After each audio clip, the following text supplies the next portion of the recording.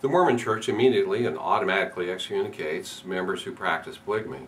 However, many people still believe that Mormons practice polygamy. It's a very persistent myth. So-called fundamentalist Mormons who do practice polygamy often appear on talk shows and in TV series. However, there is a distinct difference between the LDS Mormons and the so-called fundamentalist Mormons or Poligs.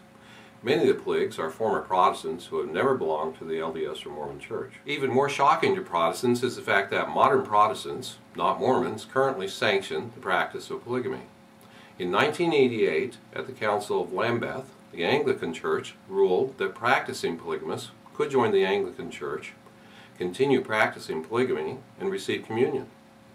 The Anabaptists of Ethiopia have a similar position. Most Protestant churches have had somewhat similar positions for a time during the last 150 years. As Protestant missionaries baptized polygamous families in foreign countries, their respective denominations had to develop policies for converted polygamists. They had to decide which members to baptize, which polygamous relationships should continue after baptism, and which members of the family would receive communion. Most of the denominations started out with liberal policies or positions on polygamy, and then gradually became more conservative. Lutherans, Presbyterians, Baptists, and Methodists have had liberal polygamist policies at some time in the past 150 years. Historically, Protestants in Europe practiced polygamy. Some reformers, including Martin Luther, sanctioned polygamy in special cases as an exception to the general rule of monogamy. Luther indicated he could not forbid a person to marry several wives, for it does not contradict Scripture.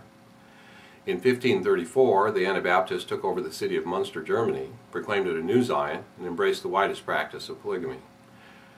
There were several rationalizations. One was to fulfill Old Testament prophecy about polygamy prior to the Second Coming.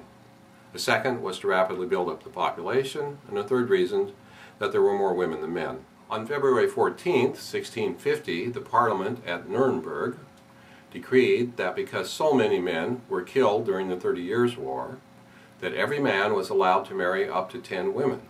The men were required to provide for their wives fairly and equally. Both the Lutherans and the Catholics practiced polygamy for a couple of generations. Prior to the Council of Trent in 1563, some Catholic popes allowed polygamy as an exception to the general rule of monogamy. A special revelation was required for each case. All of the major denominations have, at some point in their history, sanctioned polygamy under certain circumstances. Obviously, polygamy is not just a Mormon problem.